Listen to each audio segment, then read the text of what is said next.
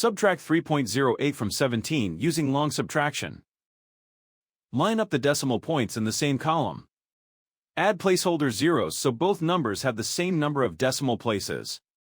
We work from right to left and finish one column before moving to the next. In the hundredths column, 0 is less than 8, so we need to borrow. Borrow 1 from the ones column. 7 becomes 6. Carry the borrow through 1 0. Each cross 0 becomes 9. The 0 in the hundredths column becomes 10. In the hundredths column, 10 minus 8 is 2. In the tenths column, 9 minus 0 is 9.